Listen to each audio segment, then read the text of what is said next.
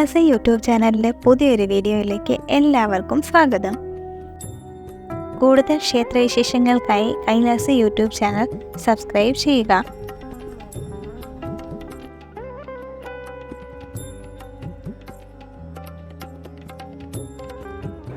നിത്യേന 5 പൂജകളും 3 ശീവേലികളുമുള്ള മഹാക്ഷേത്രമാണ് ചോറ്റാനിക്കര ശ്രീ ഭഗവതി ക്ഷേത്രം. രാവിലെ 3 മണിക്ക് നിയമവിധി, തുടർന്ന് 7 തവണ ശംഖുവിളിയും പിന്നാലെ തവിലും നാദസ്വരവും ഉപയോഗിച്ചുള്ള പള്ളിയുണർത്തലുണ്ടാകും. അതിനുശേഷം 4 മണിക്ക് നട തുറക്കുന്നു. നിർമ്മാല്യ ദർശനമാണ് ആദ്യത്തെ ചടങ്ങ്. തുടർന്ന് അഭിഷേകവും നിവേദ്യവും. മൂലവിഗ്രഹം രുദ്രാക്ഷശില കൊണ്ടുള്ളതായതിനാൽ ജലാഭിഷേകം മാത്രമേ സാധിക്കൂ. മറ്റ് അഭിഷേകങ്ങൾക്ക് ഒരു അർച്ചനാബിംബമുണ്ട്. മുൻപ് സൂചിപ്പിച്ചതുപോലെ ആദ്യം ഭഗവതിക്ക് നിവേദ്യം സമർപ്പിച്ചത് ചിരട്ടയിലായതുകൊണ്ട് അവിടെ ചിരട്ടയിലാണ് രാവിലെ നിവേദ്യം. പിന്നീട് 4:30-ക്ക് ഉഷപൂജ, 5:30-ക്ക് എതിരേറ്റ് പൂജയും നടത്തുന്നു. ഇതിനിടയ്ക്ക് 5 മണിക്ക് ശിവന്റെ നടയിൽ ധാരയുണ്ട്. എതിരേറ്റ് പൂജ കഴിഞ്ഞാൽ 6:30-ക്ക് ഉഷശീവേലി.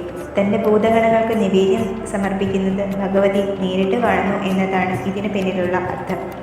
ശീവേലി കഴിഞ്ഞാൽ 8 മണിയോടെ പന്തിരടി പൂജയും അഭിഷേകങ്ങളും നടത്തുന്നു.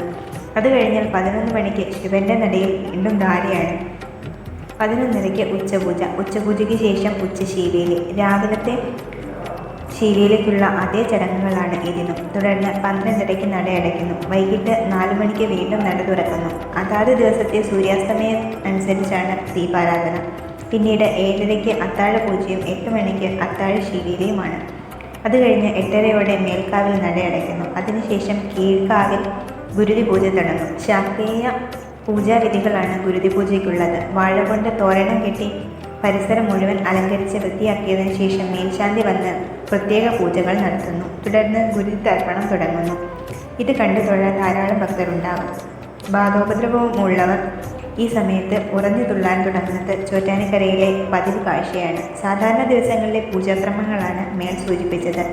വിശേഷ ദിവസങ്ങളിലും കൊടിയേറ്റോത്സവം, നവരാത്രി, തൃക്കാർത്തിക, ഉദയാസ്തമയ പൂജയുള്ള ദിവസങ്ങളിലും സൂര്യചന്ദ്രഗ്രഹണങ്ങളുള്ള ദിവസങ്ങളിലും പൂജാവിധിക്ക് മാറ്റങ്ങളുണ്ടാകും. ഉദയാസ്തമയ പൂജയുള്ള ദിവസങ്ങളിൽ ആകെ 18 പൂജകളാണ് ഉണ്ടാവുക. കൂടാതെ വിശേഷാൽ നിറമാല, ചുറ്റുവിളക്ക്, ഗുരുതി പൂജ തുടങ്ങിയവയും ഉണ്ടാകും. ഗ്രഹണ ദിവസങ്ങളിൽ ഗ്രഹണത്തിന് 1 മണിക്കൂർ മുമ്പ് അടയ്ക്കുന്ന നട ഗ്രഹണശേഷം ശുദ്ധിക്രിയകൾ നടത്തിയേ തുറക്കൂ. പൂജകൾക്കും ദീപാരാധനയ്ക്കും നട അടയ്ക്കുമ്പോഴെല്ലാം ഇടയ്ക്ക് കൊട്ടി അഷ്ടപതി പാടുക പതിവുണ്ട്. ക്ഷേത്രത്തിൻ്റെ തന്ത്രാധികാരം തൃപ്പൂണിത്തറ എളവള്ളി പുലിയന്നൂർ മനയ്ക്കാണ്. ഇവർ ഓരോ വർഷവും മാറി മാറി പ്രവർത്തിക്കുന്നു. കൊച്ചിൻ ദേവസ്വം ബോർഡ് നിയമിക്കുന്ന വ്യക്തികളാണ് മേൽശാന്തിയും കീഴ്ശാന്തിയുമാവുക. മേൽക്കാവിലും കീഴ്ക്കാവിലും പ്രത്യേകം ശാന്തിക്കാരുണ്ട്. ഇവർ ഓരോ മാസവും മാറി മാറി പ്രവർത്തിക്കുന്നു.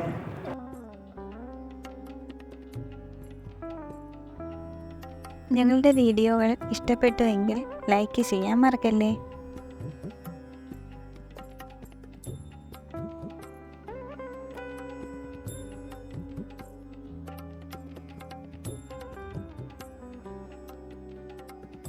കൂടുതൽ ക്ഷേത്രവിശേഷങ്ങൾക്കായി കൈലാസ യൂട്യൂബ് ചാനൽ സബ്സ്ക്രൈബ് ചെയ്യുക.